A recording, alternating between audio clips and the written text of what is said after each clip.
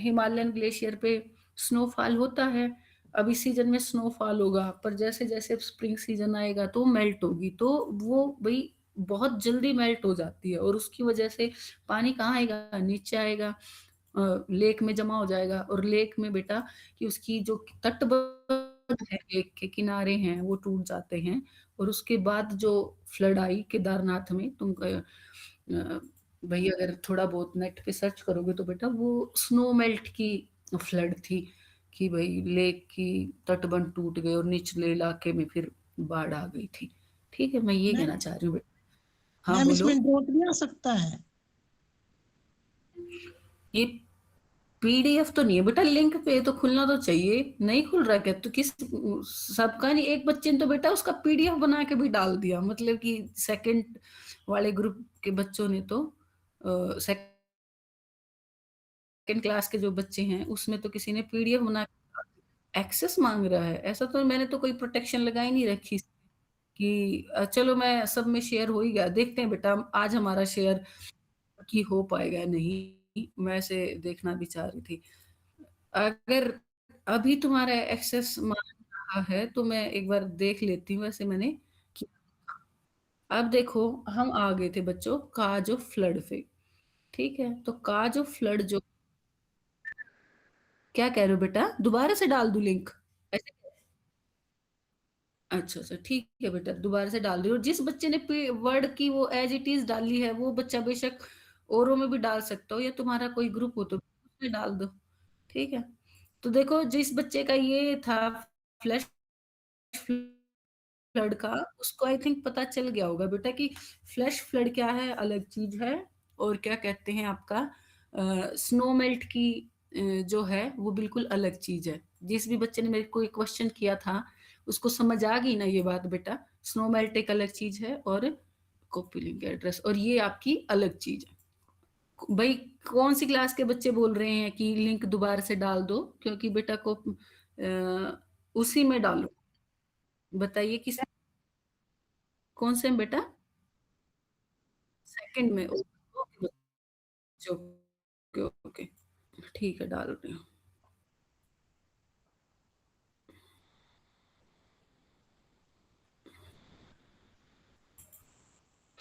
अब बच्चों जैसे कि आज हम काज ऑफ फ्लड करेंगे, तो सबसे पहले बेटा नेचुरल काज। नेचुरल काज है, अभी देखो मैंने जस्ट अभी लिंक डाला है, खोल के देख लो, खुल जाएगा मेरे हिसाब से। तो नेचुरल काज में हम पहले कह रहे बेटा हेवी रेन, सब बच्चे को लगातार बरसात तो अपने आप ही फ्लड आ जाएगी। फिर कह रहा है बेटा heavy siltation of river bed. Siltation का मतलब क्या होता है? गाद का जमना, ठीक है? कि भई मिट्टी अपने साथ बहा के लेके आ रही है नदी, तो उसमें सिल्ट जम गई है नीचे, मिट्टी जम गई है, तो नदी की पानी कैरी करने की कैपेसिटी क्या हो जाएगी? कम हो जाएगी। तो उसकी वजह से आपकी क्या आ जाएगी? आपकी बाढ़ आ जाएगी, ठीक है? आगे फिर वो कह रहा है landslide blocking the flow of stream. ये भी कल हम कह रहे थे कि भाई अगर किसी एरिया में आपका लैंडस्लाइड आ जाए, ठीक है, हिली एरिया हम बात कर रहे हैं और वो एरिया बच्चों नदी का बेसिन है, रिवर बेसिन है, तो उसमें आ जाएगा तो क्या होगा भाई? नदी का फ्लो रुक जाएगा और ऊपर के क्षेत्र में क्या आ जाएगी बेटा? बाढ़ आ जाएगी। फिर वो कह रहा है साइक्लोन। साइक्लोन भी नेचुरल घटना है भी, साइक्लोन से हम सबको पता ही है, जुड़ा ही किस चीज से रहता है साइक्लोन? अ, तेज हवाएं, बहुत ज्यादा तेज हवाएं और बेटा आपकी इ- क्या कहते हैं, मूसलाधार बारिश, उससे जुड़ा होता है, तो उसको हम साइक्लोन ही कहते हैं। या फिर कह रहा है स्क्विड रेनफॉल पैटर्न। भाई भारत में जो बरसात आ रही है वो आ ही मानसून की वजह से रही है और फिर अगर वो मानसून आने में देरी हो जाए तो तुम सबको पता है आजकल क्लाइमेट चेंज की वजह से हम सबको पता है कि बहुत कम समय में ही ज्यादा पानी बरसता है। वो आसानी से बच्चों जमीन के अंदर सीपेज नहीं होता, जमीन के अंदर रिस नहीं जाता, तो सरफेस पे ही रहेगा, तो क्या आ जाएगा बेटा? फ्लड। ट्रांसनेशनल रिवर्स, शायद ये लाइनें मैंने कल तुम्हें बोली भी हूँ कि एक नदी जब दो देशों से बह रही है तो उस केस में भी बच्चों आपकी फ्लड आ जाएगी। अर्थक्वेक, अगर नदी का जो बेसिन है जहां से वो बह रही है उसमें अर्थक्वेक आ जाए तो बेटा उसका जो चैनल है फ्लो का वो डाइवर्ट हो जाएगा, मुड़ जाएगा और उस रास्ते में क्या आ सकती है? फ्लड आपकी आ सकती है। ये नेचुरल काज है जितने भी हमने पढ़े। अब हम पढ़ेंगे भई आप सबसे रिक्वेस्ट है बच्चों कि आप अपना ना खुद ही माइक ऑफ कर लिया करो बेटा, क्योंकि अब 4 क्लासेस में बार-बार फिर मैं इधर-उधर ही करती रहूँगी कि किसका चल रहा है। ये सब तो बेटा नेचुरल थे। अब हम ह्यूमन काज़ की बात कर रहे हैं, तो ह्यूमन काज़ में देखो सबसे पहले इन्होंने कहा अनप्लैन्ड डेवलपमेंट। भई जो अर्बन फ्लड है आपकी, वो एक बहुत बड़ा एग्ज़ाम्पल है अनप्लैन्ड डेवलपमेंट का, कि हमारे जो शहर हैं वो हमने टोपोग्राफ़ी मतलब अ, भूगर्भिक कंडीशन है उसके अकॉर्डिंग नहीं बसा रखे होते हैं। और तो अनप्लैन्ड जो आपके शहर हैं वो क्या रिज़ल्ट करेंगे बच्चों? आपकी फ्लड कर देंगे। अगेन अर्बन फ्लडिंग इन्होंने दिया। अर्बन फ्लडिंग में अनप्लैन्ड शहर के साथ-साथ आप क्या कह सकते हो, अगर आपका ड्रेनेज सिस्टम ठीक नहीं है, अगर आपका ड्रेनेज सिस्टम ठीक नहीं है, तो भी बच्चों क्या हो जाएगा, वहाँ पर फ्लड आ जाएगी, ठीक है? अगर आपने शहर भी प्लान करके नहीं बसाया है और ऊपर से ड्रेनेज सिस्टम भी ठीक नहीं, तो अर्बन फ्लड का एक बहुत बड़ा कारण है। गुड़गाँव में देखी हमने, और क्या कहते हैं मुंबई की फ्लड भी आई थिंक हर एक बच्चे को उनके फ़ोटोग्राफ्स याद होंगे। उसके बाद वो कह रहा है बेटा क्लाइमेट चेंज। क्लाइमेट चेंज जो है वो जो क्लाउड बर्स्ट से जुड़ा हुआ है वो इंसान की वजह से है। CO2 तो भई पहले तो नेचुरल जो है वो तो बल्कि इंसान के लिए अच्छी चीज़ है। अगर बेटा CO2 नहीं होती, जो उसका एक 0.03% जो हम पढ़ रहे होते हैं, नेचुरल जो CO2 का लेवल है, वो तो बेटा अपनी अर्थ के लिए ज़रूरी है। अगर हमारी CO2 नहीं होती तो हमारी अर्थ इतनी ठंडी होती कि वो रहने लायक ही नहीं रहती। पर क्योंकि बच्चों अब हमने CO2 का लेवल बढ़ा दिया है, तो वो ग्रीन हाउस इफ़ेक्ट का काम कर रही है और उसकी वजह से क्या हो रहा है, क्लाइमेट चेंज हो रहा है। तो वैसे तुमने एनवायरमेंटल इश्यू में ये लाइनें ज़रूर पढ़ी होगी कि अगर हम CO2 नहीं होती तो हमारी अर्थ बहुत ही ठंडी होती, मतलब 15 डिग्री सेल्सियस, और वो रहने लायक ही नहीं होती। वो तो अब हमने लेवल बढ़ा दिए हैं और दूसरी गैसेज़ भी हैं, ग्रीन हाउस गैसेज़, और उसकी वजह से आपका बढ़ रहा है। फिर वो कह रहा है बेटा construction of dam and reservoir. वैसे तो बच्चों डैम और रिजर्वायर जो होते हैं मोस्ट ऑफ द केसेस में भई बाढ़ के कंट्रोल के लिए और सूखाग्रस्त क्षेत्र में पानी पहुँचाने के लिए और बिजली बनाने के लिए बनाए जाते हैं। पर अगर वो डैम आपका ओवरफ्लो हो गया, ठीक है? या कोई मतलब टेक्निकल इश्यू हो गया, उसमें फ़ॉल्ट आपका कोलैप्स हो गया, हम बाँध को तो क्या कहेंगे, कोलैप्स हो गया, तो उस केस में बेटा अ, बहुत ज़्यादा वहाँ पर फ्लड की सिचुएशन हो सकती है, ठीक है? जितनी नेचुरल कंडीशन में भी नहीं होगी फ्लड, उससे ज़्यादा बच्चों अगर आपका कोई मिसहैप ऐसी कंडीशन हो रही है कि बाँध कोलैप्स हो रहा है। देखो साउथ में मार्च-अप्रैल के महीने में आई थिंक कर्नाटक में आई थी वो बाँध, जो बहुत पुराना हो गया था और वो बाँध टूट गया था। अगर किसी बच्चे को ध्यान हो, न्यूज़पेपर में चल रहा था बेटा, ठीक है? तो वो आपकी डैम्स से रिलेटेड कह रहा है। फिर कह रहा है बेटा वाटर लॉगिंग। भई ऐसी कंडीशन जहाँ पर पहले पहले ही फ्लड प्लेन में पानी खड़ा हुआ है, ठीक? और हेवी रेन आ रही है, तो वहाँ पर ज़मीन थोड़ी ना पानी नीचे रिसेगा, पानी में ज़मीन में सीपेज होगी। तो बेटा डेफ़िनेटली वो सिचुएशन किस में कन्वर्ट हो जाएगी, आपकी फ्लड में कन्वर्ट हो जाएगी। फिर वो कह रहा है neglect of pre disaster planning. भई आप हमें पता है कि किसी क्षेत्र में क्या होगा कि बाढ़ आने वाली है। भई ये फ्लड प्रोन एरिया, यहाँ बाढ़ आती ही है, ठीक है? और हम प्री डिज़ास्टर प्लानिंग को नेग्लेक्ट कर दें, उसकी तरफ ध्यान ही नहीं दे रहे।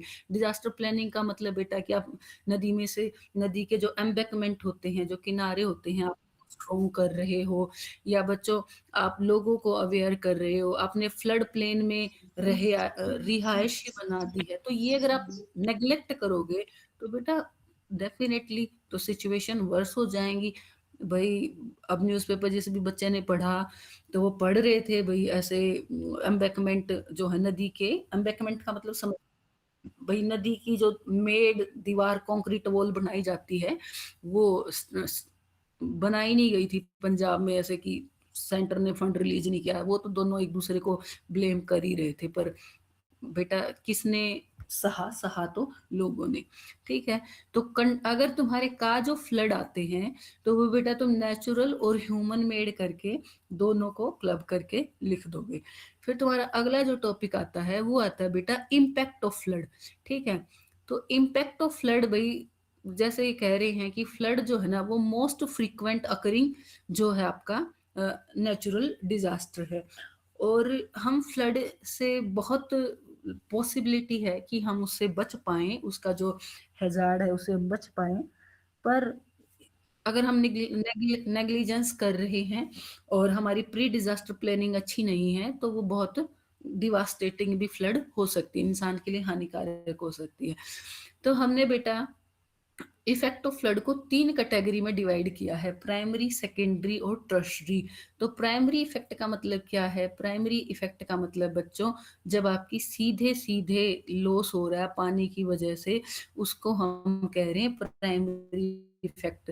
भई जैसे सीधा ही लोगों की जान चली गई या बिल्डिंग है वो बह गई या आपकी जो क्रॉप आपने जो लगा रखी थी, फसल जो थी, उसको नुकसान हो गया, तो वो आपका क्या हो गया बेटा? वो आपका प्राइमरी लॉस हो गया है। ठीक है? भी आपके ब्रिज, रोड ये सब कोलैप्स हो गए, ये खत्म हो गया।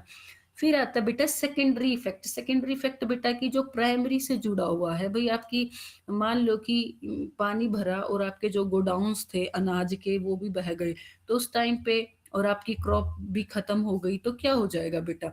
फूड शॉर्टेज हो जाएगी, ठीक है? या तुरंत भई अगर लोगों के घर ही बह गए हैं, तो शेल्टर की प्रॉब्लम है, खाने की प्रॉब्लम है। अ, ये सब आपके किस में चले जाएँगे बच्चों? सेकेंडरी में। या मान लो कि आपकी कनेक्टिविटी रोड ही खत्म हो गया। सपोज़ हम कह रहे हैं कि किसी गाँव का जो ब्रिज था, रोड था, खत्म हो गया। तो उस लोगों का जो बिज़नेस जो भी कुछ उनका चल रहा था पास की लोकेलिटी से, वो उनका संपर्क टूट गया, ठीक है? तो उनकी जो लाइवलीहुड पे, उनकी ज़िंदगी पे, उनके कमाने के उस पे जो असर आया, वो क्या हो गया बेटा? सेकेंडरी। तो प्राइमरी जो सीधा-सीधा असर डाल रहा है, और सेकेंडरी बेटा की प्राइमरी से लिंक है, उसको हम क्या कह रहे हैं? सेकेंडरी। और टर्शरी बच्चों की जो लॉन्ग टर्म इफेक्ट है, उसको हम क्या कह रहे हैं? टर्शरी इफेक्ट कह रहे हैं। भई मान लो कि किसान है, उसकी फसल जो है वो बह गई और उसने पहले ही कर्जा ले रखा था, उसने सोच रखा था इस फसल से मैं कर लूँ। हो सकता है कि वो बेटा कि डेब्ट के एक चक्कर में ही फँस जाए, वो लंबा ही उसका सर्कल चल जाए डेब्ट उतारने के लिए। भई बहुत नॉर्मल चीज़ें हुई है, तो अभी प पंजाब में तुमने देखा, मान लो कोई डेयरी वाला है, उसका उसका पशुधन ही चला गया, तो हो सकता है कि बेटा वो उस कर्ज़े से निकलने के लिए उसको बहुत ज़्यादा टाइम लग जाए, ठीक है? तो उसको हम क्या बोलेंगे? Tertiary effect. टर्शरी इफ़ेक्ट मतलब बेटा जो आपका लॉन्ग टर्म इफ़ेक्ट है, उसको हमने टर्शरी कहा है।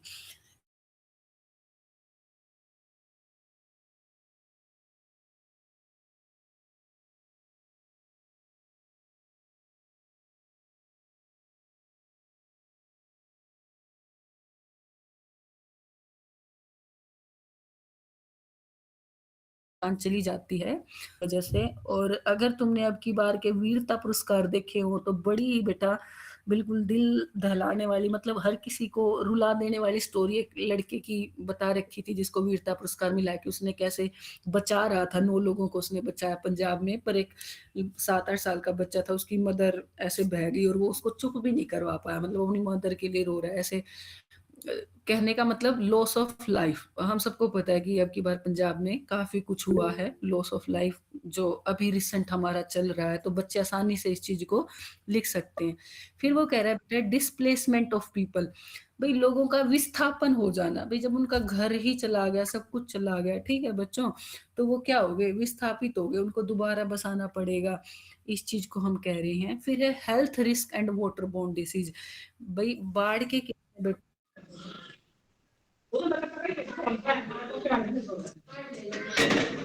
हाँ बेटा बोलो।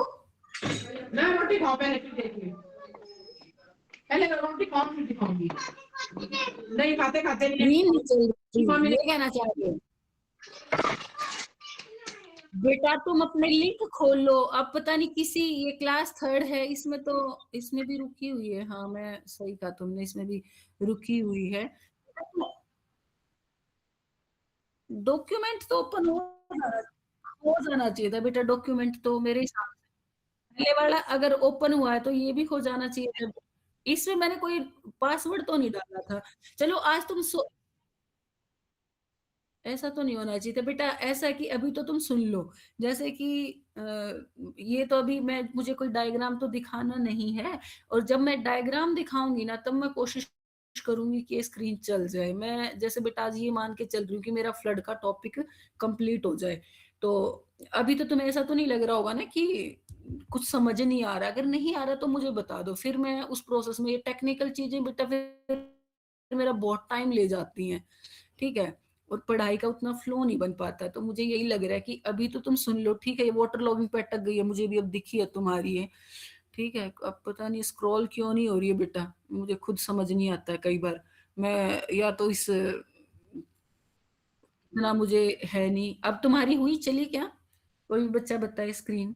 नहीं चली तो सुन लो बेटा, जब जब वो आएगा ना कि मुझे तुम्हें पिक दिखानी होगी, तो मैं तुम्हें कल की तरह दोबारा से कर लूँगी। अभी सुन लो, ठीक है बेटा? ये मेरी रिक्वेस्ट है। अब ये कह रहा है बेटा कि मेजर लॉस जो है फ्लड से, जैसे लॉस ऑफ लाइफ हम कह ही रहे हैं, हर एक बच्चा लिख पाएगा, लोगों का विस्थापन, ठीक है? Health risk and water borne disease. भई मैं तुम्हें एक लाइन कहना चाह रही हूँ बेटा, फ्लड के केस में ना बेटा सीधा-सीधा लोगों की जानें उतनी नहीं जाती जितना फ्लड के आफ्टर जाती है। क्यों? क्योंकि बच्चों फ्लड के केस में ना साफ जल जो ड्रिंकेबल वाटर है ना उसकी बहुत शॉर्टेज हो जाती है, ठीक है? तो आपकी फ्लड के बाद टाइफाइड, कोलेरा ये जो डिसीज़ हैं, ठीक है? जो भी दूषित जल से होने वाली बीमारियाँ हैं, वो आप लिख सकते हो, डायरिया ये बहुत फैलती हैं और उस टाइम पे मतलब लोगों की अगर आपको मेडिकल फैसिलिटी अवेलेबल नहीं है, भारत एक रूरल गाँव है, रूरल कंट्री है, तो उस केस में बच्चों लोगों की जान ज़्यादा जाती है। तो हम कह रहे हैं कि फ्लड में ड्यूरिंग फ्लड शायद ह्यूमन लॉस इतना नहीं होता जितना कि आफ्टर फ्लड हो रहा होता है due to lack of shortage of drinkable water and a number of disease like cholera, diarrhoea, typhoid spread out. ठीक है बेटा? उसके बाद कह रहा है बेटा इकोनॉमिक लॉस। भई इकोनॉमिक लॉस आपके बच्चे ये जो भी बच्चा है ये अपना माइक ऑफ करे। इकोनॉमिक लॉस बच्चों कि वो क्या हो जाए उसको क्या हो रहा है उस कम्युनिटी को बेटा जिस भी एरिया में आया है उसको क्या कहते हैं पैसे की टर्म में नुकसान हो रहा है, जो कुछ भी उनका चला गया है, इवन सरकारी जो गवर्नमेंट इंफ्रास्ट्रक्चर होता है, बिल्डिंग है, ब्रिज है, रेल रोड है, वो सब चले जाएँगे, ठीक है? फिर वह कह रहा है बेटा एनवायरमेंटल इम्पैक्ट कि जो फ्लड होती है, वो हमारे एनवायरनमेंट पे भी असर डाल रही होती है, कैसे? देखो तुमने ये चीज़ तो अब भी देखी होगी कि नदियाँ अपने साथ बच्चों ऐसे कहा जाता है ना कि नदी जो है वो अपने साथ उपजाऊ मिट्टी भी बहा के लेके आती है। पर कई बार बेटा फ्लड के साथ पत्थर भी बह के आ जाते हैं भई और या इतनी ज़्यादा रेत जम जाए पंजाब की सिचुएशन अब भी आती है अखबारों में कि किसान जो हैं अभी भी अपने खेतों से वो जो सिल्ट आई है बह के उसको हटाने में, अपनी लेवलिंग करने में लगे हुए हैं। उन्होंने अभी तक मतलब अपनी दूसरी फसल नहीं उगा पाई।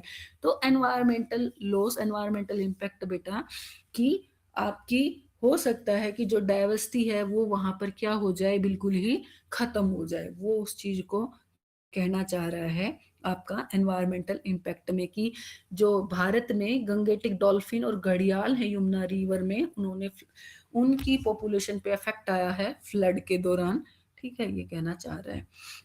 कह रहे ठीक है ये सब तो हमने नेगेटिव इम्पैक्ट बताए हैं, पर क्या कोई बच्चा मेरे को फ्लड का पॉजिटिव इम्पैक्ट भी बता सकता है? तुमने कहानी सुनी थी बचपन में कभी? क्या कोई स्टूडेंट बताना चाहेगा भई फ्लड का क्या पॉजिटिव इम्पैक्ट होगा? कोई बता सकता है? फर्टिलिटी इंक्रीज हो जाती है सॉइल की। बिल्कुल सही, फर्टिलिटी इंक्रीज़ हो जाती है और दूसरा बच्चों ये भी तो होता है ना कि हमारा ग्राउंड वाटर रिचार्ज हो जाता है, ठीक है? ये हमारी 2 चीज़ें जो हैं बच्चों, ये हमारी क्या रहती हैं, हमारी फ्लड के पॉज़िटिव इम्पैक्ट रहते हैं, ठीक है? फिर ये कह रहा है बेटा कि फैक्टर कौन से हैं जिन पे डिपेंड करता है कि फ्लड कितना डैमेज कर रही है। सबसे पहला कह रहा है land use on the flood plain. Land use on the flood plain का क्या मतलब है बेटा? देखो फ्लड प्लेन का मतलब क्या हुआ? अब भई जो नदी होती है ना, वो गर्मी का जो सीज़न होगा, उसमें तो देखो उसमें कम पानी रहेगा, तो उसमें तो वो उतना ज़्यादा उसका एरिया नहीं होगा। पर जब मानसून का टाइम आता है बच्चों, उस टाइम पे क्या रहेगा कि फ्लड प्लेन मतलब उस समय भी पानी, वो क्षेत्र जहाँ पर मानसून के टाइम पे नदी में पानी भर जाता है, वो सारा एरिया किस में आता है? फ्लड प्लेन में आता है। पर अब हम भारत जैसी कंट्री में रह रहे हैं, जहाँ पर बच्चों जनसंख्या जो है वो बहुत ही ज़्यादा है, और भई लैंड कम है, तो और ऊपर से जो आपके प्राइवेट प्रॉपर्टी बिल्डर्स हैं, उनको अगर कोई ज़मीन खाली दिखती है, तो वो तो उसको क्या करने की कोशिश करते हैं बेटा? रिहायशी क्षेत्र में कन्वर्ट करने की कोशिश करते हैं, ठीक है? तो इस तरीके से जो इन्होंने ये चीज़ बोली है, land use of flood plain area, तो उसका मतलब यही है बच्चों कि आप अगर मान लो उसमें फ्लड प्लेन के अंदर आपने एक रिहायशी क्षेत्र बना दिया, तो नदी को तो बेटा हर साल उतना बहना ही है, उसमें तो उतना पानी आएगा ही ना। उस तो वो एरिया तो उसका हमेशा से था ही, भई इतने क्षेत्र में मानसून एरिया में पानी आता था, हम क्या कहेंगे कि वो क्या हो गई है, फ्लड उस क्षेत्र में आ गई है। ऐसे ही मान लो फ्लड प्लेन में हमने फसलें लगानी शुरू कर दी, जो अब पंजाब में बात चल रही थी कि भई किसानों ने फ्लड प्लेन में भी, सतलज के इतने सालों से पानी आया ही नहीं था, तो ज़मीन दिखी तो किसानों ने क्या कर दिया, उसमें भई अपना चावल लगा दिए थे। तो ये लै उसको कितना इकोनॉमिक लॉस होगा या आपका क्या इफ़ेक्ट रहेगा, वो किस पे डिपेंड कर रहा है? पहला वो कह रहा है लैंड यूज़ पे। फिर कह रहा है बेटा कि पानी कितना आया फ्लडिंग के दौरान और कितनी जल्दी से आया है, ये हर एक बच्चे को ही समझ आ रहा है, ठीक है। फिर वो कह रहा है बेटा season in the case of agricultural country, भाई कौन से सीजन में आपकी जो है वो फ्लड आई है, भाई ग्रोइंग क्रॉप ग्रोइंग सीजन में आई है या जब मैच्योरेशन पे थी तब आई है, तो वो बच्चों आपकी डिसाइड करेगी कितना लॉस है जो हो जाएगा। फिर एक वर्ड आता है बेटा कि फ्लड लॉस को ना हम 2 कैटेगरी में भी डिवाइड कर सकते हैं। एक टेंजिबल आता है और एक इनटेंजिबल वर्ड आता है। तो टेंजिबल का मतलब क्या होता है? टेंजिबल का मतलब होता है बच्चों वो वस्तु जिसका हम मूल्य लगा सकते हैं, उसको हम टेंजिबल लॉस बोलते हैं, और इनटेंजिबल का मतलब आता है जिसका हम पैसे के टर्म में नुकसान नहीं लगा सकते, ठीक है? तो जब मैं फ्लड में कह रही हूँ कि टेंजिबल और इनटेंजिबल लॉस में, तो बेटा टेंजिबल तो देखो कि भई आपका स्कूल की बिल्डिंग गिर गई, रेलवे चला गया, ये ब्रिज चला गया, मकान चला गया, ये आपके सभी क्या हो गए? टेंजिबल लॉस हो गए। और इनटेंजिबल का मतलब क्या हुआ कि भई मान लो किसी आदमी की डेथ हो गई है फ्लड में, या मान लो कि हमारा एक कोई मंदिर था जिसके साथ लोगों की बहुत आस्था जुड़ी हुई थी और वो मंदिर बह गया है। तो भई आप उस चीज़ को बच्चों नहीं कर सकते ना, आप उस चीज़ को ये तो नहीं कह सकते कि क्या कहते हैं भई आप इंसान का इतना पैसे में नहीं कर सकते ना, वो जो चीज़ें हैं बच्चों, जो हम पैसे में नहीं लगा सकते, किसी इंसान की लाइफ़ भई हम पैसे में तो नहीं कर सकते, तो उस लॉस को हम क्या कह देते हैं बेटा, इनटेंजिबल कह लेते हैं, ठीक है? अब ये जो भी बच्चा है, भई ये नीरज बच्चा अपना माइक जो है ऑफ करो, ठीक? अब यार मेरे को ये तो फिर बच्चा हूँ ना, देखो। अच्छा इसमें हाथ तो नहीं करेगा ना, आपने हाथ जल्दी नहीं करेगा बाबू, नहीं करेगा, हाथ धोने की जरूरत जो नहीं, भी ये बच्चा है जाओ नीरज अपना माइक ऑफ करे भई। जाओ जाओ, पापा अपने हाथ धो के आ जाएंगे, पता नहीं बच्चे क्यों नहीं समझते, कहाँ से ऑप्शन आता है ये सबको म्यूट करने का। जो भी स्टूडेंट है अपना माइक ऑफ करे। ठीक है बच्चों, टेंजिबल और इनटेंजिबल का मतलब समझ रहे हो ना? टेंजिबल मतलब जिसको हमने पैसे की टर्म में कर दिया, इनटेंजिबल मतलब जिसको पैसे की टर्म में नहीं कर सकते हैं, उसको हमने कहा इंटेंजिबल। फिर आपका आता है बेटा फ्लड फोरकास्टिंग। फोरकास्टिंग का मतलब क्या होता है? किसी चीज़ का पहले ही अनुमान लगाना, प्रेडिक्शन लगाना, उसको हम क्या कहते हैं बच्चों? फोरकास्टिंग बोलते हैं। एक घर में पंखे वाली लड़की खड़ी है, जल्दी देखो ना, जल्दी नीचे देखो, कहाँ से बच्चा ऑफ होएगा? एक पंखे वाली लड़की भी चल रही है। ये जो भी स्टूडेंट है अपना माइक ऑफ कीजिए भई। एक तो अगर तुम्हें बात ही करनी है तो एटलीस्ट इतना तो होना चाहिए कि खुद ही कि हम ऑफ कर दें माइक अपना।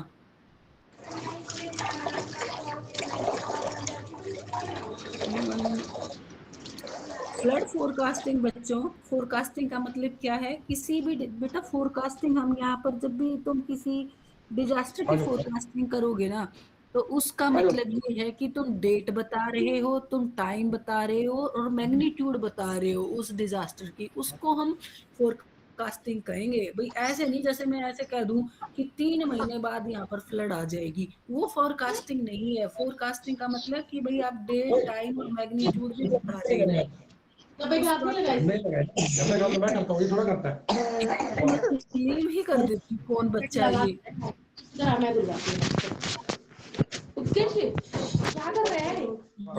ये जो भी ये स्टूडेंट है ये अपना माइक ऑफ करे, ये रिक्वेस्ट है भैया आपसे। अब इतने बच्चों में मैं नहीं ढूंढ चल पाऊंगी बेटा कि इधर आ। कौन है जो फोन फोन बोले पापा जा देंगे, रहे कह हैं। रहे हैं शर्ट पहन लो पहले, आ जाओ। चलो चलो। हद ही। खोल के सीधे। अगला है बच्चों फ्लड फोरकास्टिंग। तो फोरकास्टिंग का मतलब एज आई होप हर एक बच्चा अब समझ ही गया है। तो हम फ्लड फोरकास्टिंग जो है वो क्या कह रहा है कि ये प्रोसेस है एस्टिमेशन की, कि भाई किस कहाँ तक रिवर में अब पानी आ गया है और किस टाइम पे आप जो है वो वार्निंग जो है वो आप लोगों को इशू करोगे, उसको आप फ्लड फोरकास्टिंग कह रहे हो। उसमें बच्चों कुछ स्टेप बताए गए हैं कि हम क्या क्या करते हैं। इसमें बच्चों सबसे पहला कह रहा है कि हाइड्रोमोर्फोलॉजिकल कैरेक्टरिस्टिक ऑफ बेसिन, ये आपको पता होना चाहिए। रिवर बेसिन मतलब रिवर जहां पर फ्लो कर रही है उसको हम क्या बोलते हैं, रिवर बेसिन बोलते हैं, ठीक है। तो हाइड्रो मतलब बेटा पानी से जुड़ी हुई, और मटीरियोलॉजिकल बेटा मौसम विज्ञान से जुड़ी हुई, भाई उस बेसिन में कितना पानी आ गया, कितना नदी और होल्ड कर सकती है। मटीरियोलॉजिकल में बेटा कि बरसात और कितनी आ सकती है, ठीक है, इस चीज को कह रहा है। दूसरा वो कह रहा है कि the main physical process occurring during hydrometeorological event, कि जो और वहां पर इवेंट हो रही हैं उस क्षेत्र में। भाई मान लो कि आपने बांध बना रखा है तो हमें पता हो कि हाँ इतना लेवल तक पानी और आ सकता है। फिर है टाइप ऑफ सर्विस रिक्वायर्ड और टेक्निकल असिस्टेंट रिक्वायर्ड, ठीक है। वो तो भाई टेक्निकल जैसे अलग अलग मेथड होते हैं उनसे हम क्या कहते हैं, लगाते हैं, फोरकास्टिंग करते हैं, तो उसकी बात कर रहे हैं। तो भाई जब फ्लड फोरकास्टिंग करेंगे उसमें सबसे पहले वो कह रहे हैं स्टैंडर्ड ऑपरेटिंग प्रोसीजर है जिसमें 4 स्टेप वो कहता है। तो वो स्टैंडर्ड ऑपरेटिंग प्रोसीजर एसओपी जो है उसमें क्या क्या 4 स्टेप बेटा। सबसे पहला स्टेप कह रहा है observation and collection of hydrometeorological data, कि सबसे पहले आप उस साइट पे उस रिवर बेसिन में जा रहे हो और वहां पर क्या कर रहे हो, वहां पर बेटा डाटा जो है वो कलेक्ट कर रहे हो। फिर कह रहे हो transmission and communication of data to forecasting centre. पहले अभी इनको हम डिटेल में ही देख लेते हैं सीधा। सबसे पहले कह रहा है बेटा वो डाटा कलेक्शन की बात कर रहा है। तो डाटा कलेक्शन जब वो कर रहा है कि पूरे ईयर जो है वो डाटा कलेक्ट आपका किया जाता है, और जब मानसून का सीजन होता है तो वहां पे मैनुअली बंदा जाता है, ठीक है, और वहां पर ऐसे रिवर का पानी लेवल मापा जाता है। गेज का मतलब क्या होता है, मापने से होता है कि वहां पर रिवर का पानी जो है वो आप मापोगे, और एक दिन में मानसून सीजन में एक दिन में 3 बार भी बच्चों जो है वो पानी आपका मापा जाता है। फिर कह रहा है बेटा वो transmission of data to the flood forecasting division. भाई जो आपकी जो भी स्टेट लेवल पे या डिस्ट्रिक्ट लेवल पे आपका जो फ्लड फोरकास्टिंग सेंटर है वहां पर वो आपका डेली बेसिस का डाटा जो है वो भेजा जाता है। और आज के टाइम पे तो बेटा हम सैटेलाइट से भी क्या कर लेते हैं, हम डाटा देख लेते हैं कि भाई आपकी जो रिवर है उसका इतना पानी जो है फ्लो जो है वो आपका आ गया है, ठीक है। उसके बाद कह रहा है बेटा data analysis and forecast formulation, आपका सेंटर के पास डाटा पहुंच गया है, ठीक है। उसके बाद हम क्या कहते हैं, कुछ मेथड है जैसे simple correlation method, coaxial correlation, ये मस्किंग मेथड, इन मेथड को हम अप्लाई करके हम देखते हैं कि हमें जो है रिवर में कब तक फ्लड आ सकती है, वो सारा डाटा देखते हैं और इनके बेसिस पे हम या तो शॉर्ट रेंज फोरकास्टिंग करते हैं, भाई 6 से 24 घंटे के अंदर आ सकती है, या फिर बेटा मिड रेंज बेहतर आ वो हम कर रहे होते हैं। फिर उसके बाद कह रहा है कि जो हमने फोरकास्ट कर लिया, मान लो कि हमें पता चल गया कि एक्स रिवर में 72 घंटे के बाद अगर इसी तरीके से हमारी मीटीरियोलॉजिकल कंडीशन तो क्या हो जाएगा, आपकी फ्लड आ सकती है। तो उसको हम डिसिमिनेशन मतलब स्प्रेड, जो आपके पास मैसेज आई है, जो आपके पास इंफॉर्मेशन आई, जो आपके पास इन्फॉर्मेशन आई है, उस इन्फॉर्मेशन को आप लोकेलिटी में क्या करोगे, उस लोकेलिटी में स्प्रेड करोगे, तो उस वो बेटा आजकल भारत सरकार ने क्या कर रखा है, गूगल इंक के साथ कोलैबोरेशन कर रखा है और को उस ऐसे कि आपको मैसेज भी मिल जाता है जैसे इन्होंने कहा या एक साइट है आपकी, जैसे इन्होंने कहा कि कॉमन अलर्टिंग प्रोटोकॉल है और उसके थ्रू भी आप कर सकते हो। और ये वेबसाइट है पब्लिक अलर्ट की google.org, इस पे भी बच्चों हो सकता है और जीपीआरएस भी अनेबल्ड है। कहने का मतलब ये है बेटा कि अगर मान लो कि हम फ्लड के एरिया में जा रहे हैं और हमने जीपीएस ऑन कर रखा है तो वो हमें बता देगा कि भाई आप आगे मत बढ़िए, आगे फ्लड की सिचुएशन चल रही है। डिसेमिनेशन ऑफ डाटा मतलब कि भाई फ्लड फोरकास्टिंग, मुझे पता चल गया एक्स वाई जी जेड रिवर है, उसमें इतने अगर ये मटेरियोलॉजिकल कंडीशन चलती रही तो इतने घंटों में बाढ़ आ सकती है, तो हम आसपास के क्षेत्र में उस एरिया को इन्फॉर्म कर रहे हैं। तो उस इंफॉर्मेशन को जो लोगों तक पहुंचाई जा रही है वो किसी भी माध्यम से हो सकती है, रेडियो, टेलीविजन, किसी भी तरीके से हो सकती है, तो उसको हम क्या कह रहे हैं बेटा, dissemination of flood forecast to local administration. और उसके अकॉर्डिंग ही बेटा फिर आपका क्या करेगा, लोकल एडमिनिस्ट्रेशन एक्ट करेगा। अब कह रहा है बेनिफिट ऑफ फ्लड फोरकास्ट, भाई बेनिफिट क्या क्या हो जाएंगे। हर किसी को पता है, अगर वही पहले ही अगर हमें पता चल जाए कि इस क्षेत्र में बाढ़ आनी है तो लोगों को एविकेट कर देंगे, हमें इको ह्यूमन लाइफ का लॉस कम होगा, इकोनॉमिक लॉस कम होगा, ये हमारे जो है फायदे इसके हो जाएंगे। अब आता है बेटा फ्लड मैनेजमेंट, कि हम फ्लड का मैनेजमेंट कैसे कर सकते हैं। तो जो फ्लड मैनेजमेंट है वो हम दो तरीके से कर सकते हैं, एक तो स्ट्रक्चरल मीजर से और एक बेटा नॉन स्ट्रक्चरल मीजर से। अब देखो स्ट्रक्चरल मीजर का मतलब क्या हुआ कि जो हम कल के जिसमें हम हार्ड मीजर कह रहे थे ना, भाई स्ट्रक्चर, कुछ आप स्ट्रक्चर बना रहे हो तो उसको हम कहते हैं स्ट्रक्चरल मीजर।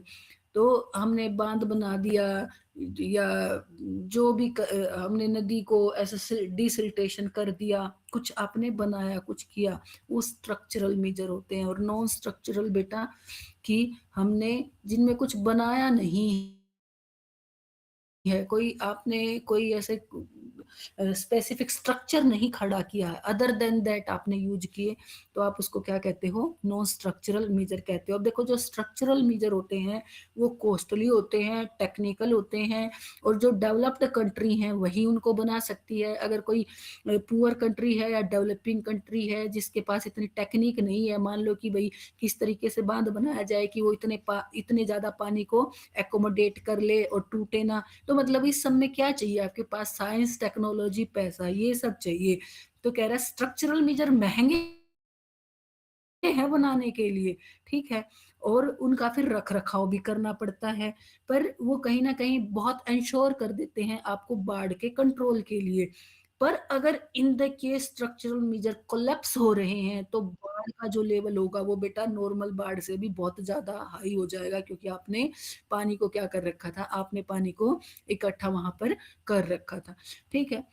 अब नॉन स्ट्रक्चरल मेजर भाई हम जैसे कह ही रहे हैं, अब इनको एक एक देख लेते हैं। नॉन स्ट्रक्चरल बेटा जब आपने ऐसा कुछ कोई हार्ड स्ट्रक्चर नहीं बनाया, अदर देन दैट उसमें आगे डिटेल में आएगा, वो हम पढ़ लेंगे। जैसे पहले इन्होंने कहा बेटा स्ट्रक्चरल मेजर में डैम, डैम क्या होता है भाई, एक आपने क्या बना दिया है, एक आपने वॉल टाइप बना देते हैं ना। डैम का मतलब क्या होता है बेटा कि आपने किसी एरिया में पानी को खड़ा किया है, इकट्ठा कर लिया है उसको, मतलब जैसे इन्होंने लाइन लिखी, एक जायंट वाल, बहुत बड़ी wall build across a river, river के रास्ते में बना दी to impede its flow. Impede का मतलब होता है उसको कम करना, बाधा पहुंचाना उसके, ठीक है, तो उसका फ्लो कम करने के लिए।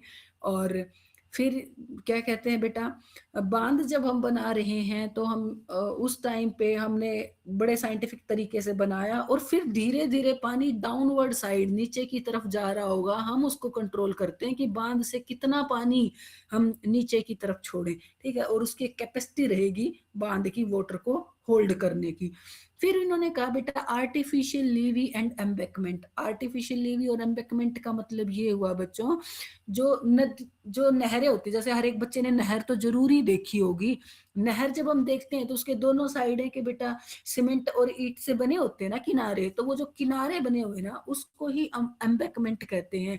वैसे तो नेचुरल तो बेटा नदी का किनारा कोई ऐसा होता नहीं, तो हम क्या करते हैं, हमें जैसे पता है कि इस नदी का इतना फ्लो आता है, तो हम उस तक उतनी ऊंची हम उसकी किनारे बना देते हैं कि पानी उसके अंदर ही रहे, ओवरफ्लो ना करे और पास के क्षेत्र में फ्लड की सिचुएशन ना बन जाए। ठीक है। फिर कह रहा फ्लड वाल जो बेटा वो एम्बैकमेंट से भी ऊंची होती है। ठीक है। बहुत सारे शहरों में या जगह पे जहां पर रहता है कि भाई हाँ यहाँ फ्लड की सिचुएशन रहती, तो फ्लड वाल बना दी जाती है, एक ऊंची सी दीवार की नदी का पानी उसके अंदर ही रहे। फिर कहता है straightening and deepening. Straightening and deepening का मतलब, डीपनिंग का मतलब तो क्या हुआ बेटा, डीपनिंग का मतलब तो हुआ कि आपने नदी को और गहरा खोद दिया, और गहरा खोद दिया, तब उसकी पानी कैरी करने की कैपेसिटी क्या हो जाएगी, ज्यादा हो जाएगी। और स्ट्रेटनिंग का मतलब ये बेटा, अगर मान लो नदी घुमावदार है, तो घुमावदार नदी जहां पर होगी बेटा, तो जहां पर भी वो मोड़ आ रहे हैं, तो मोड़ आएंगे तो पानी जो है, बहुत पॉसिबिलिटी है कि वहां पर वो ओवरफ्लो कर जाएगा। तो अगर आप स्ट्रेट रास्ता नदी का बनाते हो, तो उस केस में बच्चा फ्लड आने के चांसेस क्या हो जाएंगे, कम हो जाएंगे, और नीचे पानी डाउन साइड जो है वो चला जाएगा। फिर कहता है बेटा विंग डाइक। देखो ये कल हमने ऐसा कुछ वहां भी पढ़ा था। विंग डाइक क्या होता है, जैसे ये नदी दिखा रखी है, तुम बच्चों को डायग्राम दिख रहा है बेटा, ये मैंने एक फोटो दिखा रखी है, सबको दिख रही है ये फोटो? चलो, तो विंग डाइक में बेटा देखो ये स्लेट, ये जैसे कि स्लेट हमने भाई अपने घरों में यूज की, नहीं दिख ऐसे रही इसको, मैम। क्या कह रहे हो, नहीं दिख मैम रही है? स्क्रीन तो विजिबल ही नहीं है। अच्छा, तुम्हें स्क्रीन नहीं दिख नहीं रही है? मैम। पता नहीं किसी क्लास में तो दिखाई दे, क्लास नो मैम। नहीं दिख, क्लास 3 में दिखाई नो दे रही मैम। है, एज आई होप सब बच्चों को दिखाई दे रही है क्लास 3 में, दे रही है क्लास नो 3 मैम। में, तो मुझे स्क्रीन पे विंग, क्यों नहीं बेटा, थोड़ी क्लास देर पहले क्लास तो दिखाई दे रही थी, लेकिन अब नहीं दे है, रही बिल्कुल। क्लास और 2 में भी स्टार्टिंग आ में रही भी है नहीं दे मेरे रही थी, जब हिसाब से मैंने तो। आपको बोला था class ma'am. Ma'am first class में नहीं आ रही कॉल बैक है। फर्स्ट क्लास में नहीं आ रही होगी बेटा, और सब में आ रही है। रुको मैं तुम्हें भी दिखाती हूँ। सेकेंड विंग यूनिट डाइक में का भी नहीं आ मतलब रही। क्या, देख अब आ रही है बेटा सेकंड क्लास में, तो मेरे को स्क्रीन पे दिखाई दे रही है, और अब मैंने जब फर्स्ट में किया तो मुझे वहां भी दिखाई दे रही थी। ऐसे कैसे हो सकता है कि अगर मुझे लैपटॉप पता पे नहीं मैम, दिखाई दे आपको रही है, कैसे दिखाई दे रही मुझे है, लैप हमें तो नहीं दिखाई दे रही। क्यों भाई, ऐसा तो नहीं हो नेटवर्क सकता, भी अगर कोई कंप्लीट है। पॉसिबिलिटी होती कि मैं तो, हाँ, मुझे नेटवर्क तो इशू बेटा भी देखो नहीं है अब मैम। दिखाई दे, कहीं नहीं दिखाई दे रही है मुझे मैम। दिखाई दे रही है, तो मैं इसलिए कह रही थी कि सबको दिखाई दे रही होगी। चलो अगर नहीं दिखाई दे रही तो तुम नोट्स खोल लेना। विंग डाइक में क्या है, कुछ नहीं है, वैसे मेरे हिसाब से होनी चाहिए, मेरे को स्क्रीन पे से दिखाई दे रही है यहाँ पे।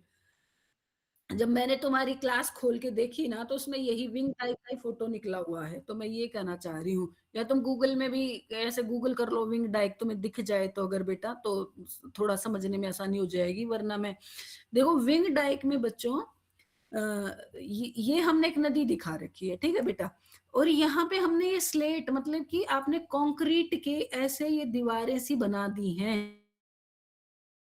और इन दीवारों के साथ में भाई नदी में तो हमेशा मिट्टी बह के आती है, तो मिट्टी क्या होना शुरू हो जाएगी, जमना होना शुरू हो जाएगी। तो इस तरीके से ये पैसेज जो है, एरिया जो है नैरो हो जाएगा, और यहाँ से पानी फास्टर चला जाएगा। ये इस तरीके की बात कर रहा है विंग डाइक। देखो ये नेचुरल, ये तो हमने डायग्राम दिखा रखा है, ये किसी नदी का विंग्ड डाइक दिखा रखे हैं कि इस तरीके से बच्चों यहाँ पर मिट्टी जम गई है, पहले आपने कंक्रीट का बना दिया वाल सी, यहाँ पे भाई सिल्ट जमा हुई, तो इस तरीके से नैरो पासेज हुआ, और तुरंत ही यहाँ से पानी चलता रहेगा।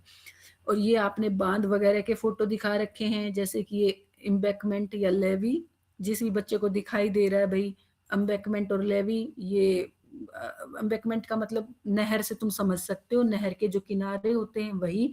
ये डीपनिंग भाई आपने ऐसे नदी को खोद दिया है, या नहरों से भी गाद निकाली जाती है, नदी से भी निकाली जाती है, उस चीज की बात कर रहा है।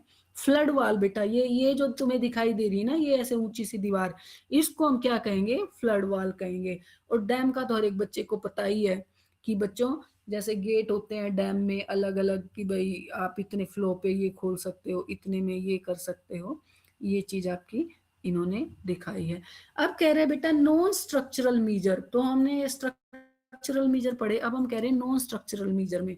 तो नॉन स्ट्रक्चरल मीजर में सबसे बड़ा जो आता है वो आता है लैंड यूज रेगुलेशन। और भारत जैसे देश में, बांग्लादेश जैसे देश में, मतलब जो डेवलपिंग कंट्री है बच्चों, जहां पर जनसंख्या बहुत ज्यादा है, वहां पर लैंड यूज रेगुलेशन एक बहुत अच्छा तरीका हो सकता है फ्लड के इफेक्ट को कम करने का। भाई अगर हम पहले ही ये कह दें कि लैंड जो भाई जो फ्लड प्लेन है उसमें कोई रिहायशी बस्ती नहीं बनाई जाएगी, उसमें भाई आप अपनी एग्रीकल्चरल लैंड में उसको कन्वर्ट नहीं किया जाएगा, तो अपने आप ही बेटा इकोनॉमिक लॉस और जो ह्यूमन लॉस है उससे आप बच सकते हो। अगर हम, पर हमारे यहाँ तो तुम सबको पता है लैंड यूज रेगुलेशन उतने सख्ती से अप्लाई ही नहीं होते हैं।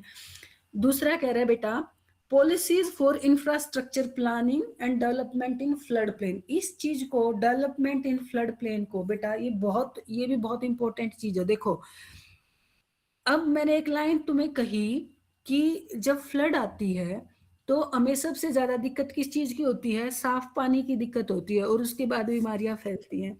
तो बेटा अगर फ्लड प्लेन के अंदर मान लो, हमने बहुत बड़ी इंडस्ट्री की बात नहीं कर रही मैं, सपोज कि हमने वो ज्यादा कुछ नहीं, एक सीवेज ट्रीटमेंट प्लांट ही लगा दिया फ्लड प्लेन के अंदर, ये सोच के ट्रीटेड वाटर जो है नदी में गिरा देंगे, भाई ज्यादा दूर नहीं जाना, ये पास में ही लगा देते हैं फ्लड प्लेन एरिया में।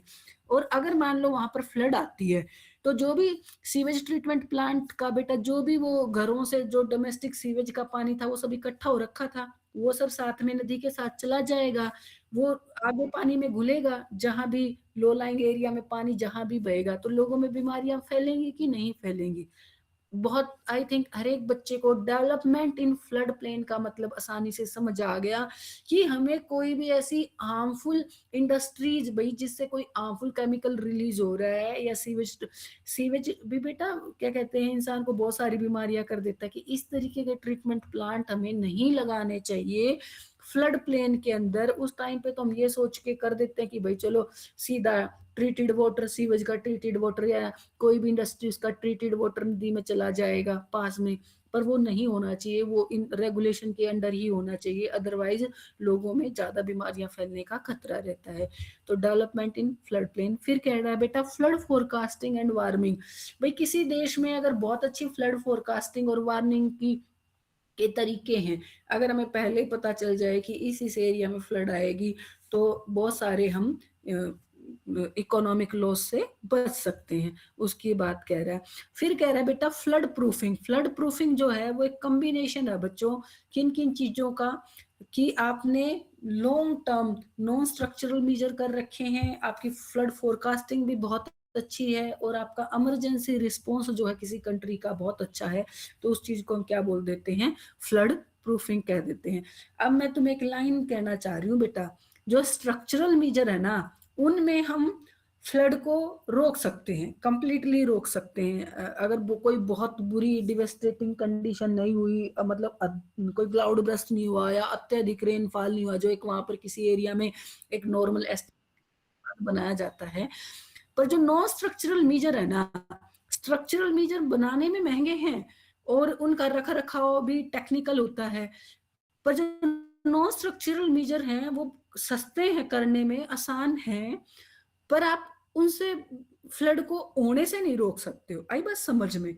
मतलब नॉन स्ट्रक्चरल मेजर यूज, एक आप सोसाइटी को अवेयर कर रहे हो कि इधर ये रहने का नहीं बनाना, ये नहीं करना है, डिफोरेस्टेशन नहीं करना है, ठीक है, ये, पर आप नॉन स्ट्रक्चरल से फ्लड को बिल्कुल अवॉइड नहीं कर सकते हो, ये एक डिफरेंस रहता है। पर ये कहीं ना कहीं सस्टेनेबल होते हैं, जो नॉन स्ट्रक्चरल मेजर्स हैं बेटा, ये कहीं ना कहीं सस्टेनेबल हैं। स्ट्रक्चरल जो है वो नॉन सस्टेनेबल की टर्म में आ जाते हैं, कि अगर आपका डैम कोलैप्स होता है, हर एक डैम जब बनाया जाता है बेटा, तो उसकी उम्र भी बता दी जाती है कि इस डैम की इतनी उम्र है, तो आप समझ ही सकते हो कि उस केस में फिर सिचुएशन बुरी हो जाती है।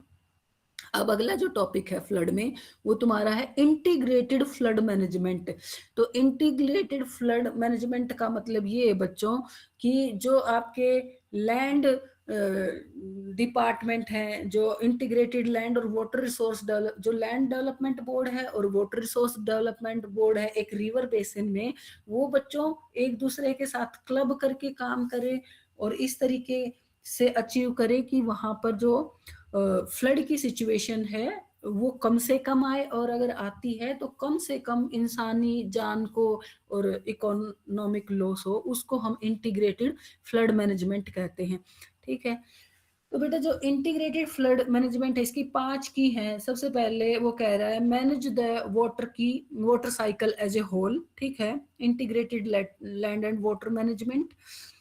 फिर कह रहे हैं adopt best mix of strategies. ऐसा नहीं कि मेरे को सिर्फ इस पे ही चलना है, स्ट्रक्चरल पे ही चलना है, मतलब मिक्स ऑफ स्ट्रेटजीज रखिए। एंश्योर ए पार्टिसिपेटरी अप्रोच, भाई लोगों का सहयोग होना चाहिए, डिस्ट्रिक्ट सेंट्रल स्टेट सारी जितनी भी एजेंसी है उन सब का पार्टिसिपेशन होना चाहिए। ठीक है, फिर है adopt integrated hazard management approach. भाई हैजार्ड मैनेजमेंट के जो अप्रोच होते हैं वो आपको अडॉप्ट करने हैं, स्वीकारने हैं। भाई लोगों में ऐसी मेंटेलिटी बना देनी है कि ठीक है ये फ्लड प्रोन एरिया है तो आपको इस तरीके से फ्लड के टाइम पे अपना बिहेव करना है। जो प्रैक्टिकल अप्रोच रहता है, लोगों की मॉक ड्रिल वगैरह की जाती है। ठीक है, अब ये तुम्हें ऐसे दिख रहा होगा बेटा इंटीग्रेटेड फ्लड मैनेजमेंट में वाटर रिसोर्स मैनेजमेंट, ठीक है, कोस्टल जोन मैनेजमेंट, भाई फ्लड जो है वो कोस्टल एरिया में भी तो आती है ना, और हैजार्ड मैनेजमेंट। इन सब का, इन चारों जो हैं इन सबको मिला के आपका land use, water resource, coastal zone और हैजार्ड मैनेजमेंट, इन सबको मिला के आपका क्या बन जाता है, integrated land and water management बन जाता है। अब देखो बेटा इन्होंने कहा कि हमारे पास ना स्ट्रेटजीज हैं और हम उन स्ट्रेटजीज का मिक्स कर सकते हैं। जैसे पहले इन्होंने कहा कि फ्लड को ही रिड्यूस फ्लडिंग, भाई फ्लड आने की संभावना ही आपको कम करनी है। तो फ्लड आने की संभावना कम करनी है तो आपको किस में क्या कर सकते हो, डैम बना सकते हो। ठीक है, फ्लो का डाइवर्जन कर सकते हो। कैचमेंट एरिया मैनेजमेंट बच्चों, कैचमेंट एरिया वैसे सेम वही चीज होती है जो मछुआरे होते हैं, वो जब नदी में मछली पकड़ते हैं तो जो लैंड का एरिया है वो कैचमेंट एरिया बोला जाता है, वहां से वर्ड आता है बेटा। सेम वही चीज भाई मानसून क्षेत्र में, मानसून के समय नदी जो है कैचमेंट एरिया में भी फ्लो करती है। पर अगर हम उस कैचमेंट एरिया को किसी दूसरे पर्पज के लिए यूज करें तो डेफिनेटली आप कह दो बाढ़ आ गई मेरी। तो चैनल इंप्रूवमेंट बच्चों कि आपने बहुत सारी नहरें बना दी है एक नदी के लिए और वहां से पानी चला गया है उस चीज को। फिर कह रहा है, पहले तो हमने देखो मिक्स ऑफ स्ट्रेटजीज में, तो पहली स्ट्रेटजी तो कह रहा है फ्लडिंग को ही आप कम कर दो। दूसरी स्ट्रेटजी कह रही है, दूसरी स्ट्रेटजी कह रही है कि जो डैमेज है उसकी सस्पेबिलिटी को आप कम कर दो, कि जो नुकसान होगा उस नुकसान की संभावना को आप कम कर दीजिए। तो नुकसान की संभावना रेगुलेशन से ही कम हो सकती हैं। भाई आपने लैंड यूज की रेगुलेशन कर दी बच्चों, ठीक है, आपने जो अपने वहां पर मान लो कि आपको पता है कि फ्लड आनी है तो आप कंक्रीट की बजाय आप वहां पर वुड के घर बना सकते हो। हाउसिंग और बिल्डिंग कोड दिए जा सकते हैं, फ्लड फोरकास्टिंग और वार्निंग जो है वो की जा सकती है। और तीसरा जो अप्रोच कहता है वो कहता है बेटा preservation of natural resources and flood plain. जैसे अगर मान लो हम बात करें, ये जो आपकी लाइन आएगी नेचुरल रिसोर्स की प्रिजर्व की, तो बच्चों ये केस रहेगा आपका जब कोस्टल फ्लड आती है बच्चों, सुनामी वगैरह से आ रही है या आपके चक्रवात से आ रही है, साइक्लोन से फ्लड आती है, तो मैंग्रोव वगैरह अगर आपके हैं तो वो कहीं ना कहीं बच्चों नुकसान को कम ही करते हैं। तो उस चीज को वो कह रहा है कि नेचुरल रिसोर्स जो फ्लड प्लेन में उसको आप रेगुलेशन कीजिए। अगला वो क्या कह रहा है इंटीग्रेटेड फ्लड मैनेजमेंट में, strategy and option for flood management. सबसे पहला एंश्योर ए पार्टिसिपेटरी अप्रोच। ये तो भाई आज के टाइम पे हम देख ही रहे हैं, पंजाब फ्लड इसका एक बहुत बड़ा एग्जांपल है। एंश्योर ए पार्टिसिपेटरी अप्रोच कि भाई स्टेट गवर्नमेंट कह रही है कि हमें एम्बैंकमेंट बनानी थी नदी की, ठीक है, पर सेंट्रल गवर्नमेंट उसको पैसा नहीं दे रही है, या सेंट्रल गवर्नमेंट ने बहुत देर से फंड रिलीज किया और वो उनकी एम्बैंकमेंट बना नहीं पाए नदी की। ठीक है, तो एंश्योर पार्टिसिपेटरी अप्रोच मतलब बेटा लोगों का भी सहयोग हो, राज्य सरकारें और सेंटर की गवर्नमेंट और मतलब डिस्ट्रिक्ट एडमिनिस्ट्रेशन सबका जो है वो आपस में सहयोग हो, उसको हम पार्टिसिपेटरी अप्रोच कहेंगे। ठीक है, फिर दूसरा कह रहा है adopt integrated hazard management approach. भई हमें ये तो समझ के चलना है कि इस एरिया में बाढ़ आएगी, आएगी। एक लाइन आती है ना कि absolute safety from flooding is a myth, मतलब आप ये नहीं कह सकते कि हाँ, भई मैं तो फ्लड रोक दी, नहीं आएगी मेरे एरिया में फ्लड, ऐसा कोई नहीं कह सकता। No, it's not possible. Myth मतलब अंधविश्वास। अब absolute safety from flood is myth मतलब ये एक अंधविश्वास है। कोई मान के चले कि मैं नहीं, मेरे एरिया में मैंने तो ऐसे पक्के काम कर दिए कि नहीं आएगी, नहीं, हम नेचर को नहीं समझ सकते, तो उस चीज की बात कर रहा है। तो हमें क्या करना है बच्चों, हैजार्ड मैनेजमेंट का जो अप्रोच है कि भाई अगर ऐसी सिचुएशन आती है तो हमें इस तरीके से डील करना है, तो उसके लिए जो हमें जो भी प्रोसीजर फॉलो करने हैं वो में रखने, उसको हम बोलेंगे हैजार्ड मैनेजमेंट।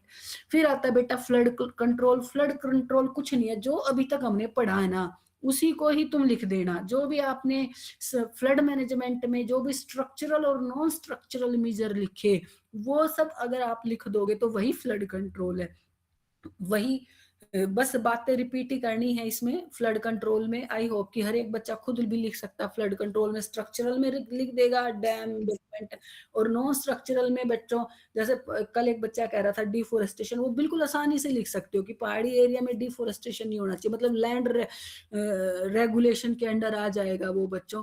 ठीक है, तो जितने भी आपने स्ट्रक्चरल और नॉन स्ट्रक्चरल पढ़े हैं वो आप पढ़ दोगे।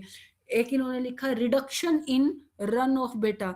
तो रिडक्शन इन रन ऑफ का मतलब बच्चों की जब बरसात हो रही है और जो सारा पानी बह के चल रहा है उसको हम रन ऑफ बोलते हैं। आई बात समझ में? तो रिडक्शन इन रन ऑफ का मतलब क्या हुआ कि भाई हम कोई ऐसी प्रोसेस करें, ऐसी टेक्निक अपनाएं जैसे रेन वाटर हार्वेस्टिंग की, कि जो पानी है वो कहीं ना कहीं जमीन के अंदर चला जाए और रन ऑफ हमारा कम हो जाए।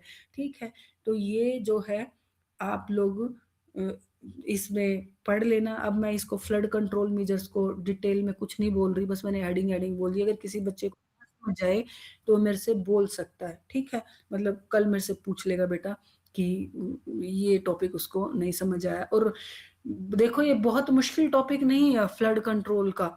आप अपनी तरफ से भी जो भी आपको समझ आ रहा है वो आप, जैसे मैंने हिंदी की टर्म में भाई गाद निकालना, पेड़ों, सारे ये नॉन स्ट्रक्चरल मेजर है ना, हम कुछ बना थोड़ी ना रहे हैं। हमने गाद निकाल दी, या बच्चों आपने क्या कहते हैं पेड़ लगा दिए हैं, या बच्चों क्या कहते हैं हमने लैंड रेगुलेशन कर दी, हमने कह दिया भाई इस एरिया में तो बस्ती होनी ही नहीं चाहिए है, इस एरिया में इसको क्रॉप के लिए नहीं यूज करना, एग्रीकल्चरल लैंड में नहीं कन्वर्ट करना है, उसको हम लैंड रेगुलेशन कहते हैं।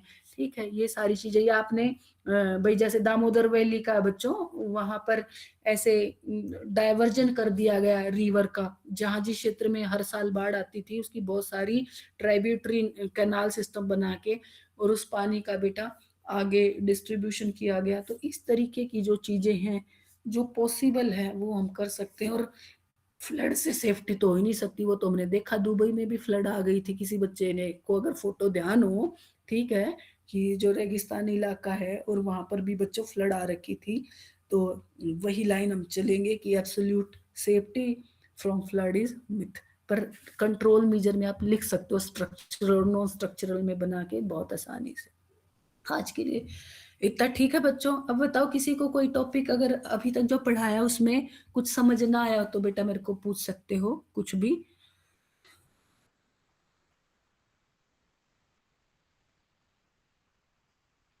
बेटा ये वैसे तो जैसे मैंने भेजा सेकेंड यूनिट करके, अब आप लोग ये कह रहे हो ना कि मैडम ये खुल नहीं रहा, तो मैं तुम्हारा ये अब कल भेजूंगी।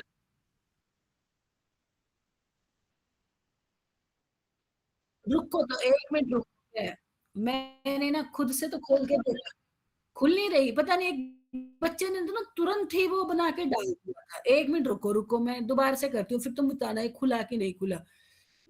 ओके, रुकना बच्चों।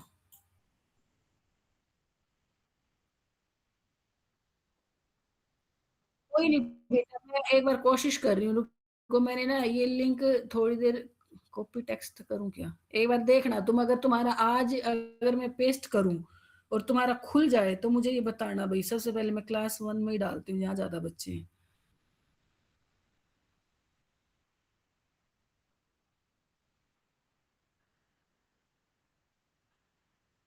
मैं समझ आ गई बेटा आप लोगों की बात कि वो लिंक आपका ओपन नहीं हो रहा। अब मैंने जैसे वो लिंक बनाया है ना, वो मैंने कॉपी ही किया, वैसे तो कॉपी टेक्स्ट किया। अब तुम एक बार मेरे को बताना कि तुम्हारा खुले या ना खुले, ये मुझे चीज़ बताना बेटा। अब इसमें क्या है कि 4 क्लास एक साथ चलती है ना, तो ये टाइम ले लेता है कई बार ऐसे। अब आपकी चैट बॉक्स आने में ही टाइम ले रखा है। अब इसका आ गया क्या चैट बॉक्स 1 का? रुको, एक बच्चे ने ना सेकंड अभी मैं डालूँगी ना बेटा, अभी मैंने डाला ही कहाँ है? अभी तो वो तुम्हारा चैट बॉक्स ही मुझे शो नहीं हो रहा है क्लास 1 के बच्चों का, तो मैं करती हूँ।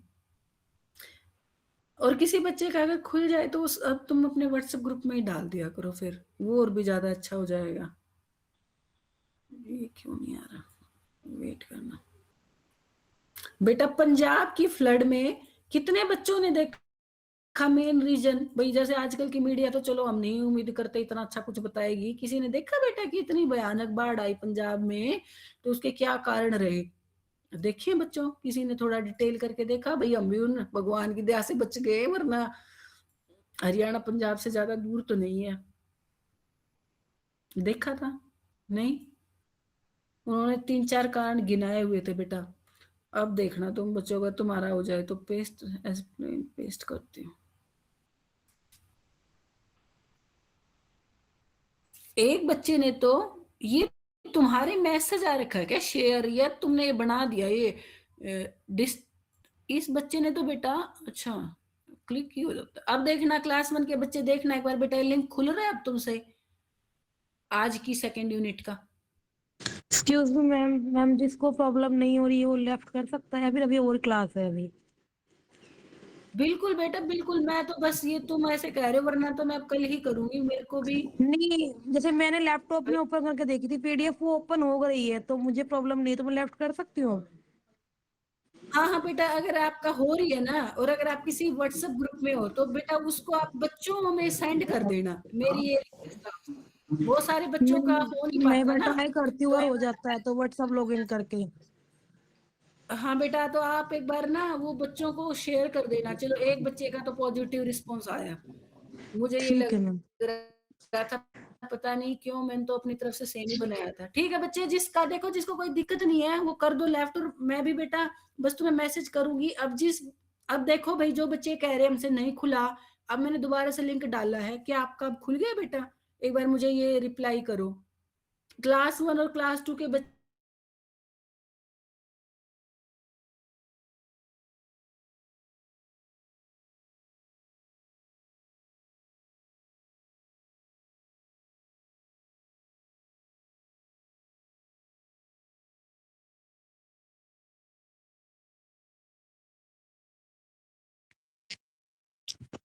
मैम ये वाला ओपन नहीं हो रहा।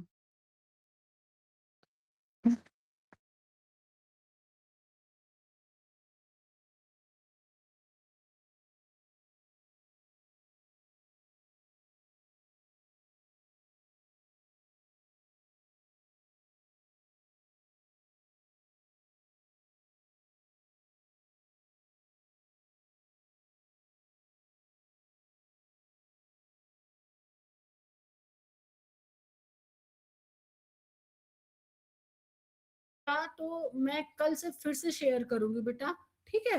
और आज के लिए बच्चों इतना ही, और पढ़ लेना, जिसको भी कोई दिक्कत आई मुझे पूछ लेना। कल मैं तुम्हें साइक्लोन पढ़ाना स्टार्ट करूंगी, ठीक है?